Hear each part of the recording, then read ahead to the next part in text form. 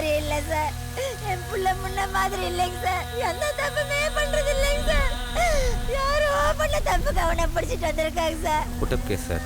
பசங்க மேலே ஆல்ரெடி 2 சந்தேக கேஸ் வேறு. இப்போ 75 பணம் வேலை செஞ்சுருக்கு போல். இன்ஸ்பெக்டர் நினச்சா ஸ்டேஷன் பெயிலே விடலாம். உங்களை முடிவெட்ட சொன்னலடா. நான் முடிவெட்ட போகும்போது தான் நான் புஷ்ணு வந்துட்டாங்க. எங்கேப்பா போனேன் சார் எவ்வளோ நேரமாக கூப்பிட்டுருக்கேன், காது கேட்கல? இந்தா இந்த ஃபைலில் சைன் பண்ணி ரிமைண்ட் பண்ணிவிடு சார் பசங்களுக்கு நாளைக்கு எக்ஸாம் இருக்குது சார். இது வரைக்கும் அவங்க தப்பு பண்ணியிருக்கலாம், ஆனால் இப்போ எந்த தப்பும் பண்ணல சார். நீங்கள் ஒரு வேளை அவங்கள ரிமைண்ட் பண்ணிட்டீங்கன்னா அவங்களால எக்ஸாம் எழுத முடியாது சார். அவங்க லைஃபே ஸ்பாயில் ஆயிரும் சார். வெறும் 75 தானே சார். நீங்கள் நினச்சிங்கன்னா அவங்களை ஸ்டேஷன் பைக்கில் ரிலீஸ் பண்ண முடியும் சார். சார் இவர் அந்த பசங்களோட டியூஷன் மாஸ்டர். ஐஏஎஸ் எக்ஸாமுக்கு ப்ரிப்பேர் பண்ணிட்டு இருக்காரு. அதான் கருத்தாக பேசுகிறீங்களா? இதுக்கு முன்னாடி 2 சந்தேக கேஸ் இருக்குது. இப்போ 75 நினச்சா குண்டாஸில் தீக்குள்ளே போட்டுருவோம் சார். 75 தானே சார். 75னா விட்டுருலாமா? இந்த பசங்களை பற்றி எனக்கு தெரியாது. சும்மா மூலையில் உட்காந்து கஞ்சா ஆச்சின்னு கை மாற்றின்னு இருக்குதுங்க. நாளைக்கு அவங்களுக்கு எக்ஸாம் இருக்குது சார். நீங்கள் நினச்சா அவங்க லைஃபே மாறிடும் சார். எஃப்ஐஆர் போட்டாச்சு, கோர்ட்டில் பார்த்துக்கோ. இந்தா கூட்டிகிட்டு போயா. சார் இது போன வருஷம் வந்த கம்ப்ளைண்ட் சார். இப்போ அரெஸ்ட் பண்ணுறீங்க அவங்க? ஆமாம், போன வருஷத்துலேருந்து தேடின்னு இருந்தோம், இப்போ தான் கிடைச்சானுங்க. சார் இவங்க நம்ம ஏரியா பசங்க சார். நம்ம ஏரியா தான் இருக்காங்க. 1 இயராக தேடி இருக்கேன்னு சொல்கிறீங்க. யாருடைய பசங்க அடிச்சிருக்கானுங்க? கார்பரேஷன் கமிஷனருடைய பையன் அடிச்சிருக்கானுங்க. அடிப்பட்டது கார்பரேஷன் கமிஷன் பசங்களாக இருக்கலாம், ஆனால் அடித்தது இவங்க இல்லை சார். நீங்கள் ஆள் கிடைக்கலன்றதுக்காக அவங்க மேலே புட்டப் கேஸ் போகிறீங்க சார். சட்டையை அயன் பண்ணி தானே போட்டிருக்க, ஏன் கசங்கணும்னு நினைக்கிறேன். ஓ சார் கூட்டிகிட்டு போயா. ஓகே. சட்டத்தை பற்றி எங்கிட்டே சொல்கிறான் பெரிய மயிறு.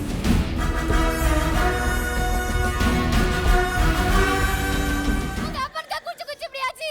இப்போ நீ என்ன சாகடிக்கிற? என் வாழ்க்கை தான் இப்படி போச்சு. நீ அது நல்லா இருக்கணும்னு நினைச்சே. ஒழுங்கா படிச்சு படிச்சு பாஸ்க்கு துப்பு இல்ல. குடி ஏக்கத குடி. அடி ஏய், நான் அப்படிதான் குஸ்து கொடகட சுத்திட்டு இருப்பேன். என்னதான் யாரும் கேள்வி கேட்க கூடாது. நான் படிப்பெல்லாம் விட்டுட்டே ஆகாது. நான் அப்படிதான். நான்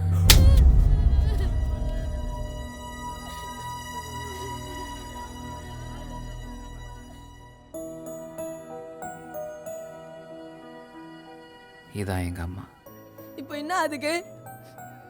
இது நான் பிறக்கிறதுக்கு முன்னாடி எடுத்தது. நானே செம்ம காண்டில் இருக்கேன். இப்போ இப்படி இருக்காங்க.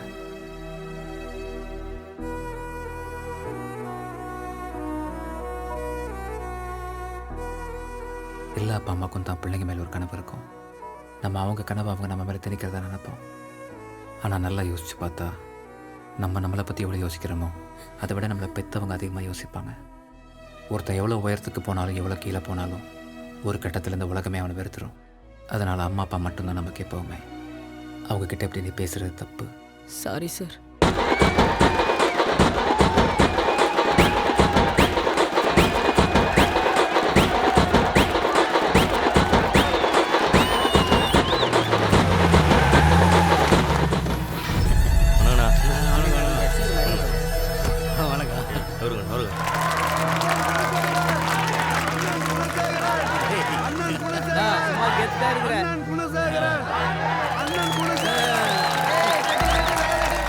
நல்லா இருக்கீங்களாப்பா? ஜனங்களே எப்படி இருக்கீங்க? என்ன மல்லிகா, காலைல ஒருத்தப்பா சாயந்தரம் ஒருத்தப்பா தனியாரிய வர சொல்லிக்கிறேன். என்ன ஓகே தானே? இங்க இருக்கிற எல்லா பிளாக்லயும் கொசு மருந்து அடிக்க சொல்லிக்கிறேன். என்ன பாலா சத்தனே? என்கிட்ட இருந்து இங்க வர வேண்டியது கரெக்டா வந்துடும். அதே மாதிரி உங்ககிட்ட இருந்து எனக்கு வர வேண்டியது கரெக்டா வந்துடணும். புரியுதா? என்னப்பா இந்த ஏரியால ஏதாவது பிரச்சனையா சொல்லுங்கப்பா. உங்க மனசுல ஏதாவது இருந்தா சொல்லுங்க, எல்லாத்தையும் சால்வ் பண்ணிடலாம். அப்புறம் ஓட்ல காமிச்சிடாதீங்க. நீங்க இருக்கிற இடத்துல குறை இருக்குமான்னு என்னையே சொல்றீங்க? இப்போ குறை இல்லாம இருக்கும், அதே போல எப்போ இருப்போம். யார் பண்ணி சார் நான் இந்த ஏரியாவில் டியூஷன் சொல்லி கொடுத்துட்ருக்கேன் சார். படிக்கிற பசங்களை அடிக்கடி சந்தேக கேஸில் போலீஸ்காரங்க அரெஸ்ட் பண்ணி கூட்டு போயிடுறாங்க சார். நீங்கள் ஒரு வார்த்தை என்ன ஏதுன்னு பார்த்து விசாரிச்சிங்கன்னா உபயோகமாக இருக்கும் சார். படிக்கிற பசங்க சார், லைஃப் சார், பாவம் சார். சரி தம்பி, நான் பார்த்துக்கிறேன். ஏய் என்ன நீ நேற்று சொல்லிக்கிட்ட காலேஜில் சிக்கன் குத்துக்கிற, அண்ணங்கிட்டே ஏரியாவில் ஓவராக பண்ணிக்கிற, என்ன உன் கதை? இல்லை சார் நாங்கள் டியூஷன் எடுத்துகிட்டு இருக்கேன். இந்த ஏரியா பசங்களை அடிக்கடி போலீஸ்காரங்க அரெஸ்ட் பண்ணிடுறாங்க, அதான். அதெல்லாம் நீ பேசக்கூடாது. இந்த உரிமையெல்லாம் உனக்கு யார் குத்துதே? யார் குத்துதே சொல்ற? ரொம்ப ஓவராக பண்ணக்கூடாது, புரியுதா? ஏன்டா என்ன டென்ஷன் பண்ணுற? ஏய் என்னடா முறைகிற முறைகிறானா மச்சான் பார்த்தா அப்படி தெரியவே இல்லையே முறைக்கிற மாதிரி மூஞ்சா பார்த்தா தெரியாது மச்சான் ஊம குசும்பி நல்லா பாரு முறைகிறான் ஏய் நான் குழந்தைடா நீ எனக்கு பொம்மை மாதிரி குழந்தை கையில் பொம்மை கச்சா என்ன பண்ண தெரியுமா என்ன மச்சான் பட்டுன்னு கை விட்ட முறைக்குது பாவுண்டா எது இதுவா ப்ளீஸ் இந்த ஏரியா பசங்க எனக்காக வெயிட் பண்ணுறாங்க. நான் போய் டியூஷன் எடுக்கணும். என்னை விட்டுருங்க. அடிங்க மூஞ்ச பத்தியா அதுக்கு சமாடி மாமே என்னடா அஷ்டு விட்டீங்க சாரி சார். கை குடுறா நீங்களா கை குடுறா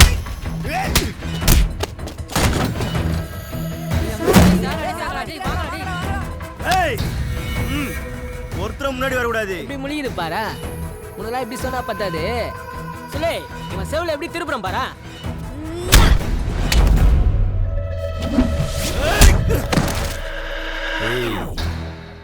இத்தனை முறை சொல்லிக்கிறேன் என் முன்னால் ஓவர ஆடக்கூடாதுன்னு ஆனாலும் கேட்க மாட்டேற.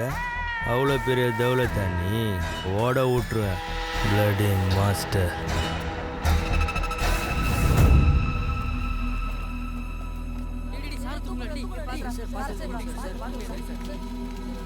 என்ன சார் உங்களுக்கு கோவமே வராதா? கோவம் தான் அவங்களாம் எவ்வளோ வெயிட்னு தெரியும்ல. ஏய் நீங்கள் உங்கள் நோக்கத்தை நோக்கி பொறுமையாக போகும்போது பல தடைகள் வரும். அந்த தடைகள்லாம் பொருட்படுத்தாமல் தாண்டி போய்கிட்டே இருக்கணும். அப்படி போனால் தான் உங்கள் இலக்கை அடைய முடியும். காமா ரேஸ் மாதிரி காமா ரேஸ் எத்தனை தடைகள் வந்தாலும் அதையெல்லாம் தாண்டி தாண்டி போய்கிட்டே இருக்கும். நீங்க மட்டும் கரெக்ட் ஆறீங்கன்னா அவனுக்கு செத்தானுங்கள.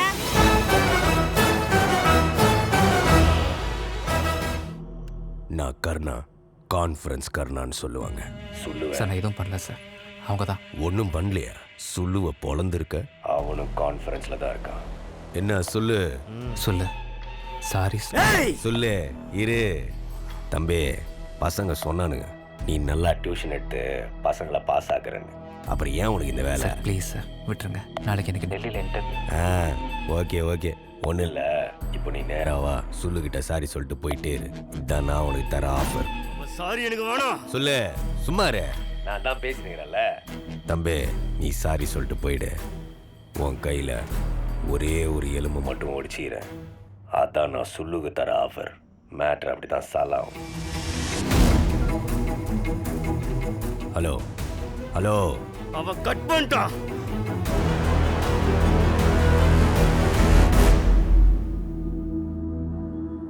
அண்ணா டியூஷன் மாஸ்டர் விடிய விடிய ஏரியாவில் எல்லாம் சேர்ந்து தேட்டினேன். எந்த பொந்தில் சொரிக்கானே தெரியல. கிடைச்சோன்னே பிதிக்கி தூக்கிட்டு வந்துடுறேண்ணா.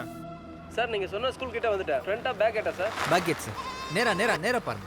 இங்கே பாருங்க கை கட்டுறேன். பார்த்துருங்க சார்.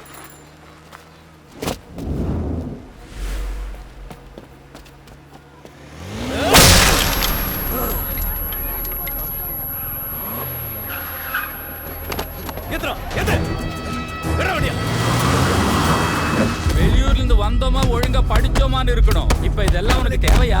சுள்ளுக்கு பின்னாடி கர்ணா இருக்கான். கர்ணாவுக்கு பின்னாடி கவுன்சிலர் இருக்காரு. கவுன்சிலருக்கு பின்னாடி பகுதி வட்டம் மாவட்டம்னு ஒரு பெரிய கட்சியே இருக்கு. காணாம போயிடுவேன். சாவடிச்சிடாதீங்க. எலெக்ஷன் வேற வருது.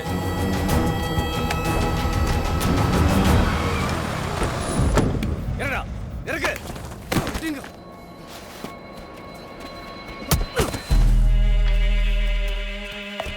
இனி ஒரு டிஸ்டர்ப் பண்ண மாட்டேன் சார். ஒன்றுமே பண்ண மாட்டேன் சார். டெல்லிக்கு போகணும் சார். நான் ஐஏஎஸ் பாஸ் ஆகிட்டேன் சார். எங்கள் அம்மாவோட கனவு சார். ப்ளீஸ் சார் என்ன ஒன்றும் பண்ணாதீங்க சார். நான் டியூஷன் மாஸ்டர் சார். நான் வேற ஒன்றும் பண்ணல சார். உனக்கு நல்ல ஆஃபர் கொடுத்தேன். என் ஃபோனையே கட் பண்ணுறியா? சார் தெரியாம பண்ணுறேன் சார். எனக்கு எதுவுமே தெரியாது. கர்ணா அண்ணனுக்கு மேட்டர் தெரியாது. தெரியாதுன்னா போய் சொல்லு. இன்டர்வியூ இருக்கு சார். நான் டெல்லிக்கு போகணும் சார். எங்க ஏரியாவுக்கு வந்து எங்களையே அசிங்கப்படுத்துறியா? ஒன்னு அறிஞ்சு போட்டுறவா?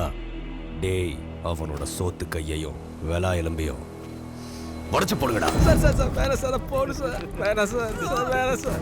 சார் நான் போடு சார். ப்ளீஸ் சார் நான் விட்டுருங்க சார். வேணாம் சார். நான் போடு சார். நான் விட்டுருங்க சார். சார் நான் போடு சார். நான் போடு சார். விடுங்க சார். வேணாம் சார். நான் போடு சார். சார் வேணாம் சார். வேணாம் சார். விடுங்க சார். விடுங்க சார். சார் வேணாம் சார்.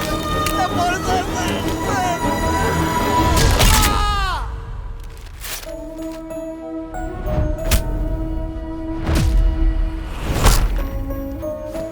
கிராமத்தானுக்கு சிட்டியை பத்தி என்னடா தெரியும்? அவனை தூக்கி காவால போடுங்கடா. ஏய் தூக்குடா தூக்கு. கிளம்பிட்டேன். வந்துடு.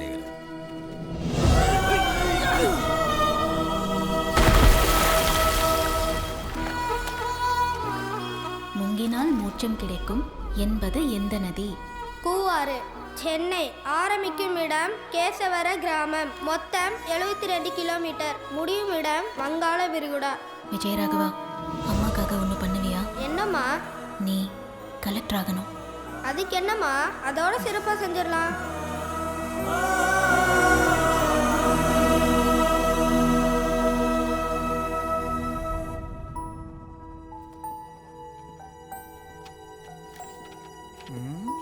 பேப்பர் ரைட்டு கூட இல்லையே இவன். இந்தா புடி. எங்க பிள்ளைங்களெல்லாம் படிக்க வச்சீங்க, உங்களை போய் இப்படி அச்சு போட்டாங்க. பொறுக்கீங்க சார் அவனுங்க. என் பிள்ளையால தானையா உன் வாழ்க்கை கெட்டு போச்சு. Sorry sir. பரவாயில்ல, எக்ஸாம் ப்ரிப்பேர் பண்ண நல்லா பண்ண சார்.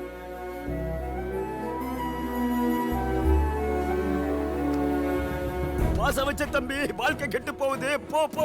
ஒரு கெட்டவனை தொட்டா 100 கெட்டவன் வரா. நல்லவனை தொட்டா கேட்க நாதி இல்ல.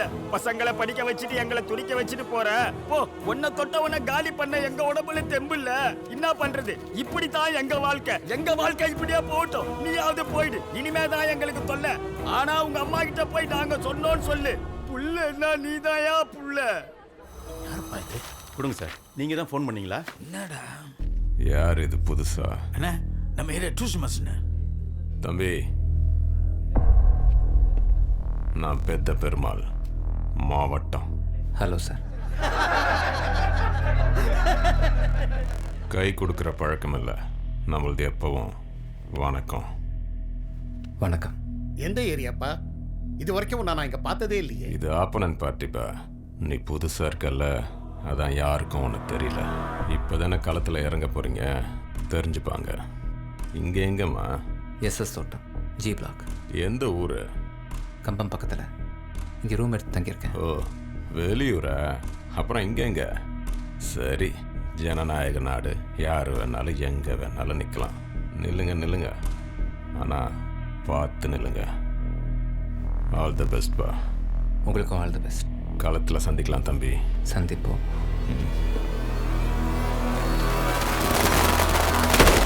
பசங்க கிட்ட சொல்லியிருக்கேன், அடுத்த வாரம் ஒரு மூட்டை வந்துடும். இந்த வாட்டியும் ஜெயிச்சிடலாம்ல? இன்னும் கொஞ்சம் சிறப்பாக பண்ணீங்கன்னா ஃபுல் மெஜாரிட்டியில் ஜெயிச்சிடலாம். என்னங்கடா?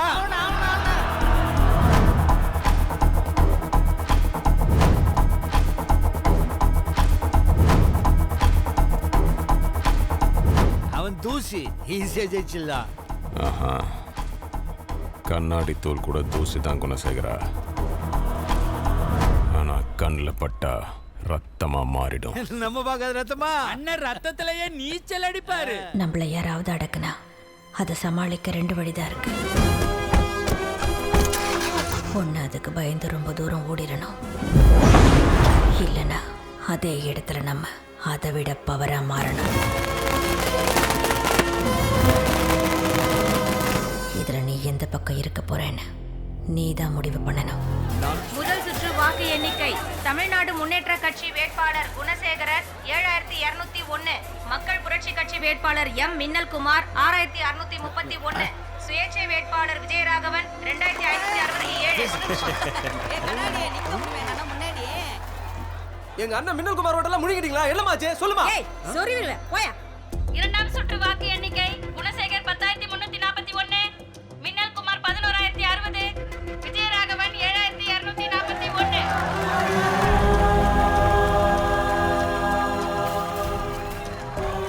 மூன்றாம் சுற்று வாக்கு எண்ணிக்கை. தமிழ்நாடு முன்னேற்ற கட்சி வேட்பாளர் குணசேகரன் 15501, அவ்வளோ முடிஞ்சு கிளம்புமா. மக்கள் புரட்சி கட்சி வேட்பாளர் எம் மின்னல்குமார் 11171, சுயேட்சை வேட்பாளர் விஜயராகவன் 15508.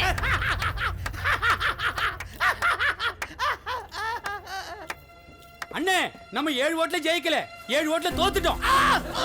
145வது வார்டு கவுன்சிலராக விஜயராகவன் வெற்றி பெற்றுள்ளார். எதிரி நம்ம கூடவே இருக்கிறது தெரியாம கடைசியா நம்ம ஏமாத்தப்படுறதுக்கு முன்னாடி எதிரியை கைக்குள்ள போட்டுக்கிட்டு நம்ம காரியத்தை சாதிக்கணும். ஆனா அதுக்கு முக்கியம் உன் எதிரி யாருன்னு உனக்கு தெரியணும். எந்த வார்டுலையும் எனக்கும் நம்ம கட்சிக்கும் தெரியாம எதுவும் சாங்ஷன் ஆகக்கூடாது. நல்லா இருக்கீங்களாம்மா? நல்லா அண்ணா, அந்த 145 வார்டு கவுன்சிலர் கால் பண்ணிட்டே இருக்கான். என்னண்ணா இது?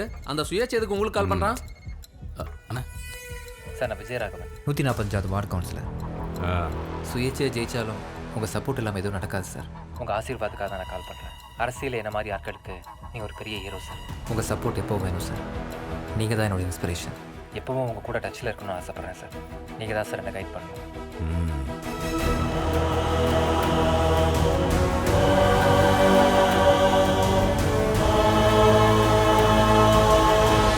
நீ போகிற இடத்துல நிறைய கெட்டவங்க இருப்பாங்க. கெட்டது நடக்கும்.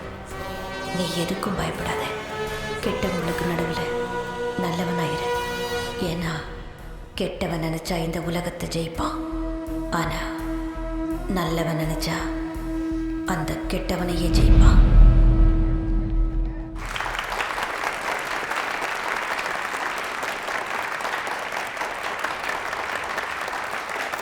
ஐ am happy to see you all.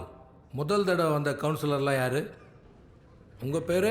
Vijayaraghavan, 145வது வார்டு சார். முதல் தடவை வந்துருக்கிறீங்க. ஏதாவது தொலைநோக்கு பார்வை இருக்குதா? கவுன்சிலர்ஸ்க்கு ஒதுக்கப்படுற நிதியிலேருந்து நம்ம எல்லாரும் நம்ம வார்டுக்கு எவ்வளோ செலவு பண்ணுறோன்ற கணக்கு மக்களுக்கு தெரியணும் சார். புரியலையே. எப்படி பேங்க்கில் நம்ம பர்சனல் அக்கௌண்ட்டில் நம்ம எவ்வளோ பணம் போட்டாலும் பணம் எடுத்தாலும் டைரெக்டாக நம்ம ஃபோனுக்கு மெசேஜாக வருதோ, அதே மாதிரி ஒவ்வொரு ஏரியாலையும் ஒவ்வொரு குடும்ப தலைவர் தலைவிக்கும் அந்த ஏரியாவுக்கு எவ்வளோ சேங்ஷன் ஆகுது, எவ்வளோ அமௌண்ட் செலவாகுதுன்னு டைரெக்டாக மெசேஜாக போகணும் சார். பேங்க்லேருந்து டைரெக்டாக மெசேஜ் போகிற மாதிரி நான் எல்லா மக்களையும் கனெக்ட் பண்ண போகிறேன் சார். என்ன வருது என்ன போகுதுன்ற விஷயம் மக்கள் எல்லாருக்கும் தெரியணும்.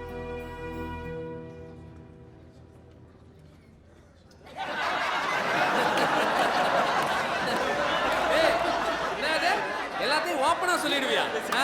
நம்ம எல்லாரும் எல்லாத்தையும் ஓப்பனா காட்டணும்னு வை, அப்புறம் எல்லாரும் க்ளோஸ் தான். தம்பி என்ன பேசுற நீ? உட்காரு. அட போப்பா நீ. உட்காருங்க உட்காருங்க, அமைதியாக உட்காருங்க. என்ன நீங்கள் காமெடி பண்ணுறீங்க? கவர்மெண்ட் பணத்தை சாங்ஷன் பண்ணுது, அது எவ்வளோ செலவாகுது, என்ன கணக்குன்னு மக்களுக்கு எப்படி சொல்வீங்க? அதெல்லாம் பெரிய ப்ராசஸ். இதை மட்டும் நீங்கள் பண்ணிட்டீங்கன்னா நீங்கள் மிகப்பெரிய சாதனை ஆரம்பிங்க சார். நம்ம மக்கள் மனசில் என்றைக்குமே உங்களுக்கு ஒரு இடம் இருக்கும் சார். இந்த ஐஸ் வைக்கிற வேலையெல்லாம் வேற யார்கிட்டயாவது வச்சுக்கோங்க. நீங்கள் சொல்கிற விஷயம்லாம் நடக்கணும்னா அதுக்கு மேயரோட அப்ரூவல், கார்பரேஷன் கமிஷனரோட அப்ரூவல், ஜோனல் சேர்மனோட அப்ரூவல். அப்பப்பா, சொல்கிறதுக்கே எவ்வளோ டயர்டாக இருக்குது பாருங்க. சார், இவர் பேர் குபேரன். 144, 145, 146 இந்த 3 வார்டுக்கு சேர்த்து ரோடு லைட்டு கான்ட்ராக்டர் சார். இவர் பேர் தனிகாச்சலம். குப்பை மற்ற மேட்டர்லாம் பார்த்துக்கிறாரு. இவர் பேர் புருஷோத்தம, தண்ணி தெய்வம். இவங்கெல்லாம் உங்களுக்கு right hand, back hand, left ஹேண்டுன்னு கரெக்டாக இருப்பாங்க சார். சாருக்கு நான் சொல்கிறது புரியும்னு நினைக்கிறேன். நோகாமையே நொங்கெடுக்கலாம்.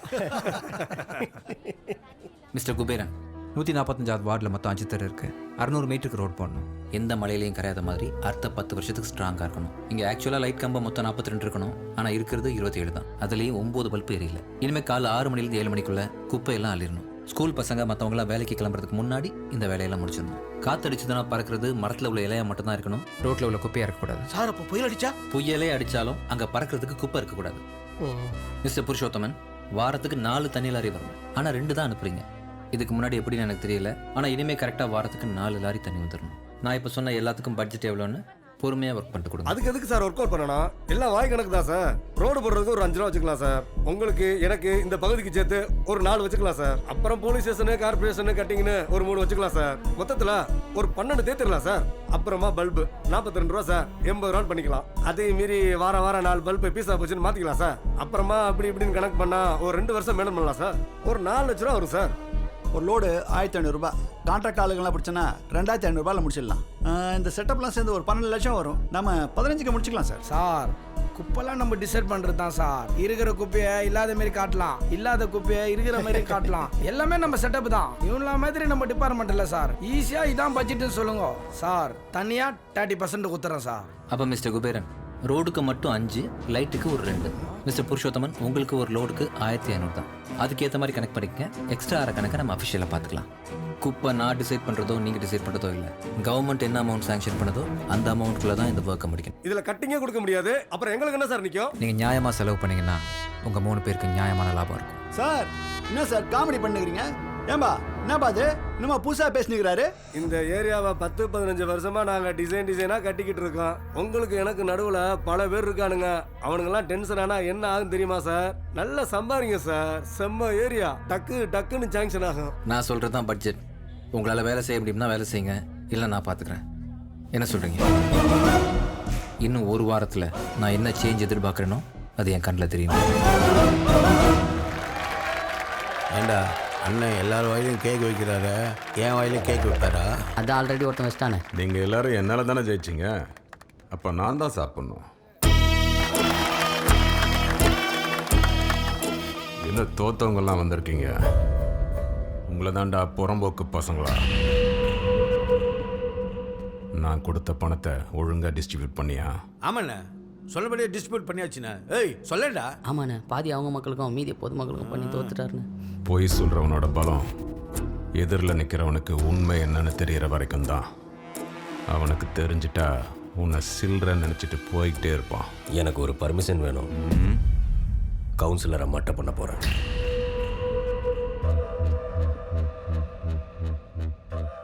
நியூஸ் கொடுக்குற இடத்துல நீ இல்லை, நான் சொல்கிற வேலையை மட்டும்தான் செய்யணும். ஒன்று பண்ண 72 தொகுதியில் தோற்றுருக்கோம், அதில் 9 சுயேட்சைங்க.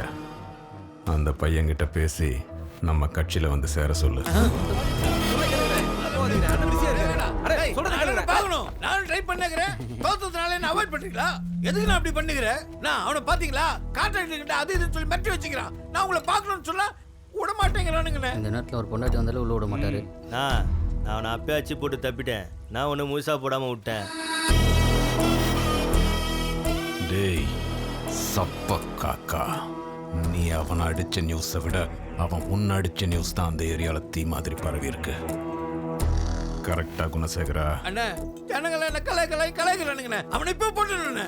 நீங்க இப்போ அவனை போட்டீங்கன்னா அந்த ஏரியாவில் ஜென்மத்துக்கும் நீ இல்லை, நம்ம கட்சியோட ஆளுங்க எவனுமே அந்த வார்டில் ஜெயிக்க முடியாது. கவர்னர் இந்த வார்டை பாராட்டி ட்விட்டிங்ல போட்டுதான் பசங்க சொல்றானுங்கண்ணே. பயிரெல்லாம் ஏறிதுண்ணே, உள்ளுக்குள்ள ஏதோ ஓடுற போல இருக்குதுண்ணே. உனக்கு? ஆமாண்ணா, எனக்கு அப்படிதான். ஆமாண்ணே, சேம் ஃபீலிங்ண்ணா. பொறாம அதுக்கு பேர். கரெக்டாக சொன்னீங்கண்ணா. கவர்னர் பிளான் எல்லாம் எதிர்கட்சிக்காரங்க போடுற ஐடியா. இன்னொன்னு சொல்லவா, கவர்னரே அவனை பார்க்கறதுக்கு நேரில் போறாரு.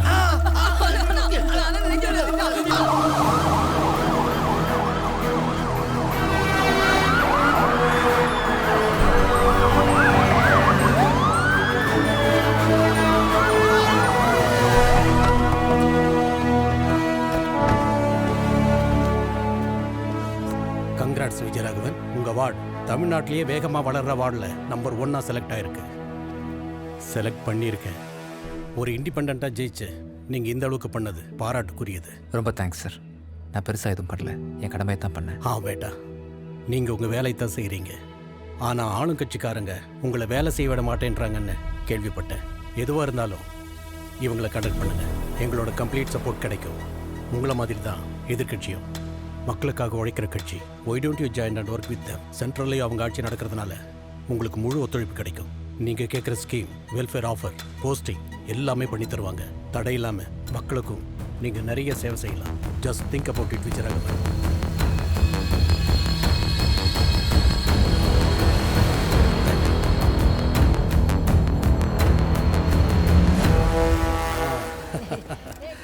தேங்க்யூ.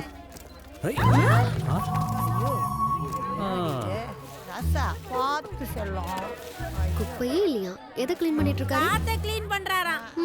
ஏன்பா கவர்னர் ஆண்ட நான் பேசட்டா? நோ, 40 ஸ்கொயர் ஃபீட்டில் இருக்கு. நோட் பண்ணிக்கிறேன் சார். அண்ணா டைம் ஆயிடுச்சுமா, இந்த வாரமே வந்து என் கட்சியில் சேர்ந்துரு. உங்கள் வார்ட்லேயே பெரிய ஃபங்க்ஷனாக பண்ணிடலாம். கொஞ்சம் டைம் வேணுண்ணே, வந்து 1 வருஷம் தான் இருக்கு. இன்னும் 1 வருஷம் போட்டுமே வந்துடுறேன். நீ மட்டுமே என்னை யூஸ் பண்ணிட்டு இருந்தா அப்புறம் நான் எப்படா உன்னை யூஸ் பண்ணுறது? கொஞ்சம் டைம் கொடுங்கண்ணே, தம்பிக்காக. என்ன சொல்றான்? இப்போ அரசியல்வாதியாகவே மாறிட்டான். இந்தாங்கய்யா பட்டா. சிமெண்ட் தர வீடாங்க. ஆமாங்க. நாங்கள் மண்ணின் மழைந்தங்க, நாடோடி வாழ்க்கைங்க. என்ன பண்ணுறது, உன் பொறப்பும் தகுதியும் அப்படி. ஒருத்தன் உழைப்புல இருந்து தான் தகுதி வரமே தவிர பொறப்புல இருந்து இல்லை. Mind your bloody words. Sir மாவட்டம் மெத்வர்மல் வந்துட்டு இருக்கார் சார். சென்னையிலேயே ரொம்ப பெரிய ஆள் சார். அவர் வரப்போ நீங்கள் அந்த சேரில் உட்காந்துருக்காதீங்க சார், அவருக்கு பிடிக்காது. நீங்கள் இந்த சேரில் இப்படி உட்காந்துக்குங்க சார், அவர் இந்த சேரில் இப்படி உட்காந்துக்கிட்டு சார். ஏன்னா பழைய கவுன்சிலர் இருந்தப்போ இதுதான் சார் நடைமுறையில் இருந்துச்சு. அவருக்கு பிளாக் காஃபி தான் சார் பிடிக்கும். நான் போய் பிளாக் காஃபி ஆண்டு வந்துடுறேன் சார், கொஞ்சம் பார்த்து நடந்துங்க சார்.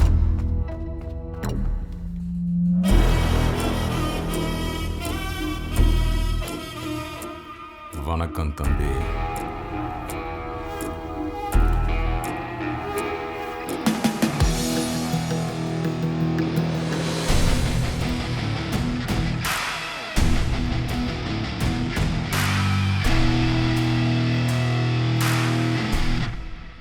சொல்லுங்கள் சார். சுற்று வட்டாரத்தை பார்த்தாலே தெரியுது நீ எப்படி பர்ஃபார்மன்ஸ் பண்ணுறேன்னு. உன்னை யாருக்கும் பிடிக்கல, ஆனால் எனக்கு பிடிச்சிருக்கு. அதனால் நானே வந்திருக்கேன். எங்கள் கட்சி ரொம்ப பெரிய கட்சி, பெரிய நெட்வொர்க், சென்டர் வரைக்கும் பவர் இருக்குது. உலகம் ஃபுல்லாக ஆளுங்க இருக்காங்க. உனக்கு என்ன பண்ணணும்னு தோணுதோ பண்ணு. என்ன பண்ணணும் சார்? இப்போ நீ என்ன பண்ணிட்டு இருக்கியோ அதை ஏன் கூட வந்து பண்ணு. ஏரியாவில் உனக்குன்னு ஒரு பெரிய பொறுப்பு கொடுத்துட்றேன். இல்லை சார், இதே மாதிரி தான் எதிர்கட்சியிலையும் கேட்டாங்க. நான் தனியாக இருக்கும்போதே நினச்சதை சரியாக பண்ண முடியல. நான் உங்கள் கட்சியிலையோ இல்லை எதிர்கட்சியிலையோ சேர்ந்தேன்னா தராசில் உட்காந்துருக்கிற மாதிரி. தராசில் உட்காந்து பார்த்தா தான் தெரியும் தம்பி எது வெயிட்டுன்னு. தராசில் உட்காரது நம்ம வேலை இல்லை. தராசோட ஊசி நுண்ணிலிருந்து மக்களை பார்க்கணும். ஊசி குத்துனா வலிக்க தான் செய்யும். அதை பார்த்தா பேலன்ஸ் பண்ண முடியாது. ஏதாவது ஒரு பக்கத்தில் நின்று தான் ஆகணும் தம்பி. சென்டரில் நிற்கணும்னு இறங்குனீங்கன்னா 2 பக்கமும் நசுக்கிடுவாங்க. உங்கள் கட்சிக்கு எனக்கு வரணும்னா கண்டிப்பாக வருவேன். இன்னும் கொஞ்சம் டைம் கொடுங்கண்ணே. நீங்கள் வந்து கேட்டதுக்கு ரொம்ப நன்றி. சும்மா பிரச்சனை பண்ணுறவனை போட்டு அடிக்கிறதெல்லாம் பிளட்டி ரோட்டில் இருக்கிறவன் பண்ணுற அரசியல். I don't like it, but unfortunately I do that. இது வரைக்கும் நான் எங்கே போய் என்ன கேட்டாலும் அது உடனேயோ இல்லை கொஞ்சம் நிதானமாகவோ நடந்துடும். ஆனால் நீ 2 கட்டத்தையும் தாண்டிட்ட.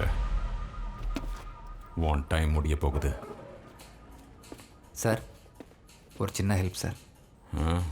மறுபடியும் என்னடா ஹெல்ப்பு? கார்ப்பரேஷன் ஆஃபீஸில் ஒரு மாதமாக ரொம்ப ஸ்ட்ரகிள் பண்ணிகிட்ருக்கேன். உங்கள் பவரை கொஞ்சம் யூஸ் பண்ணி வாரத்துக்கு 5 லாரி தண்ணி வாங்கி கொடுத்தீங்கன்னா கொஞ்சம் நல்லா இருக்கும்ண்ணே. சொல்கிறேன் தம்பி. தலைவர் வந்துட்டார். அண்ணா என்னண்ணாச்சு? இதுக்கப்புறம் நீ இந்த ஏரியாவில் ஜெயிக்கவே முடியாது. என்ன சொல்ற? எத்தனை வருஷமா நீ இங்கே இருக்க? பிறந்ததுலேருந்து. டேய் தம்பி. என்ன சார்? இவர் யாரு? பழைய கவுன்சிலரு. உங்ககிட்ட ஒரு நம்பர் இருக்கா? போன எலெக்ஷன்ல பார்த்தது, அதுக்கப்புறம் இப்பதான் பாக்குறேன். புது கவுன்சிலர் நம்பரு புரிஞ்சுதா? என்ன தம்பி, எங்கே போகிறீங்க? கிரவுண்டுக்கு ஜிம் எக்யூப்மெண்ட் வந்திருக்கு, செக் பண்ண போகிறேண்ணே. வாங்க, அண்ணன் கார்லேயே ட்ராப் பண்ணிடுறேன். வேணாண்ணே. ஏன்பா? இல்லை, இப்படியே நடந்து போனோம்னா மக்களை பார்க்கலாண்ணே.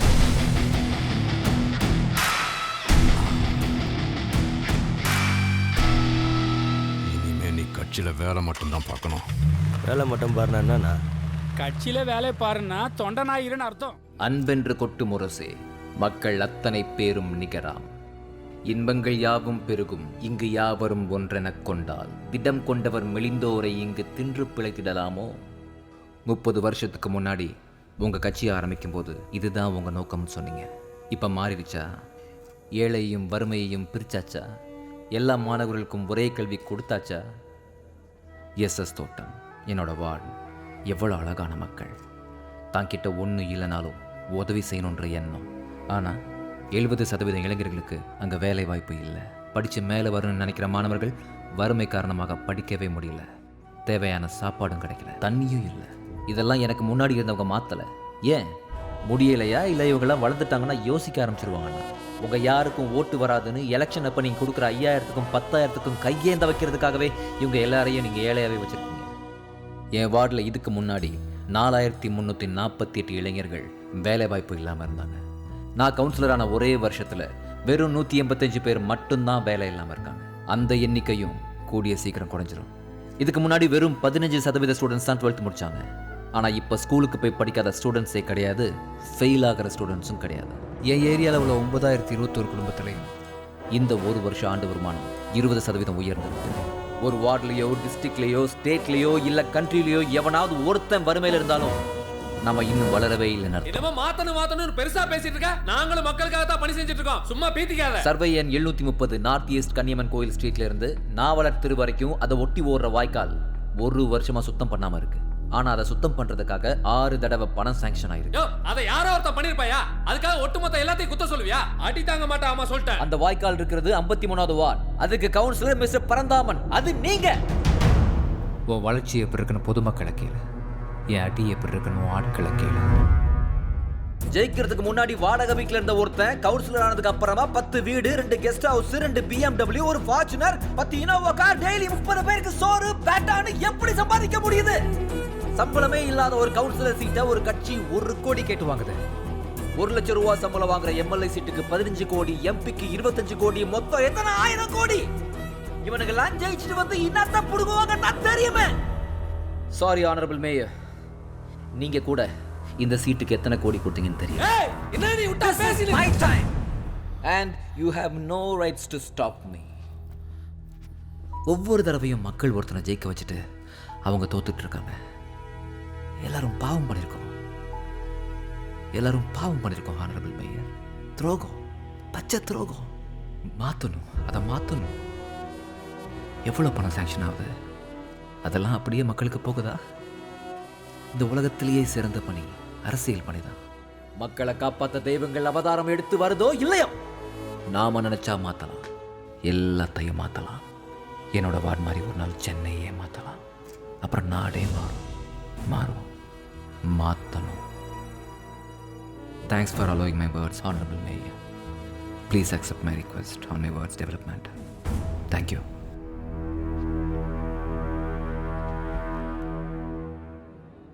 ஏய், ஆனரபிள் மேயர். அவன் இவ்வளோ நேரம் ஆவேசமாக பேசினான்ல? ஆமாம் மேயர். அதெல்லாம் ரெக்கார்ட் ஆகிருக்கும். டெலீட் பண்ணுறேன். Okay mayor.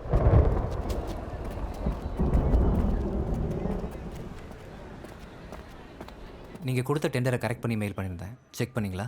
சார் அதை கரெக்ட் பண்ணி தான் சார் எடுத்து வந்திருக்கோம். பரவாயில்லையே, சீக்கிரம் முடிச்சிட்டிங்க. என்ன இது? இருங்க சொல்லுவாங்க சார். வந்துட்டோம் சார், கொடுக்குறேன் சார். பெத்த பெருமாள் மாவட்டம். தம்பி, நம்ம கூட வந்து சேர்ந்துருங்கன்னு சொன்னேன், கேட்கல. எனக்கு உன்னை பிடிச்சிருக்கு தம்பி, ஆனால் அந்த கவுன்சிலராக தான் பிடிக்கல. நீ என்ன பண்ண, உன் முன்னாடி இருக்கிற அந்த ரெசிக்னேஷன் லெட்டரில் ஒரு சைனை போடு.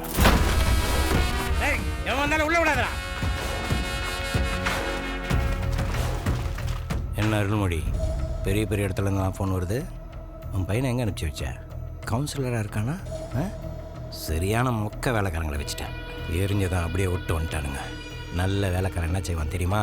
எரிஞ்சதுக்கப்புறம் உசுறு இருக்கா இல்லையான்னு குத்தி பார்ப்பான். அதான் நான் அப்போவே சொன்னேன், அணைக்கட்டி பசங்களை வச்சு பண்ணலாம்னு.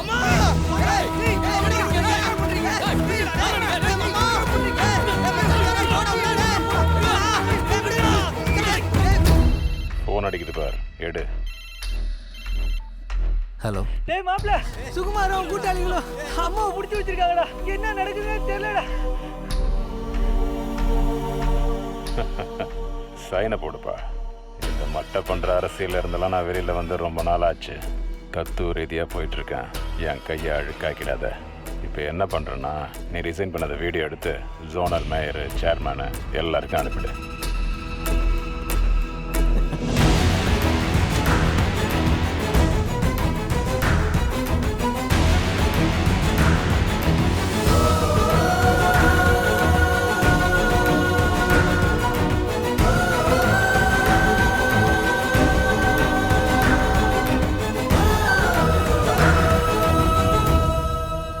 பிறந்து தொலைச்சிட்டேன்.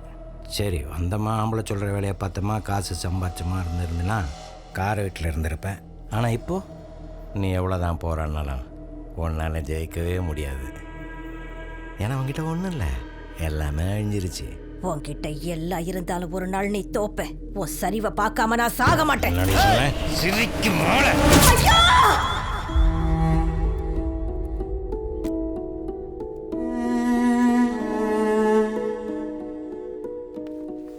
சைனை போடுங்க சார்.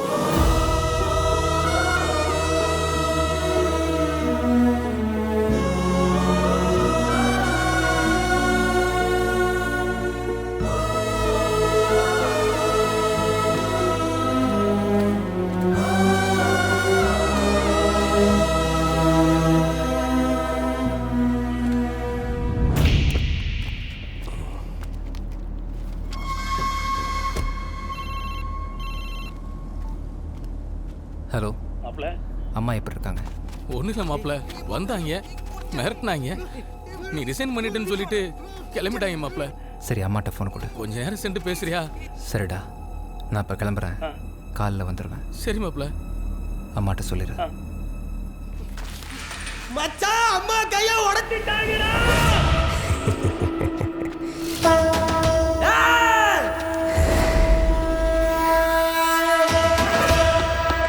போட்டு தொல்லுங்கடா அவனை.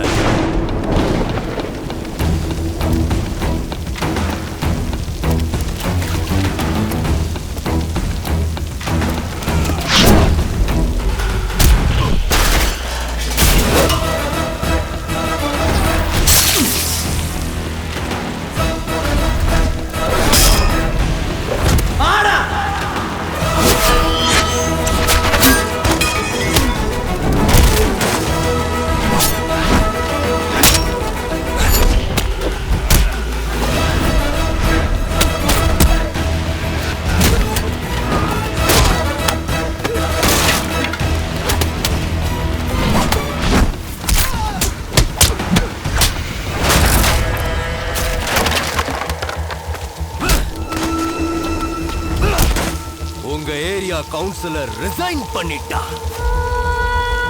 இனிமே இங்க நாங்க தான். பயம் போயிடுச்சாடா பசங்களா?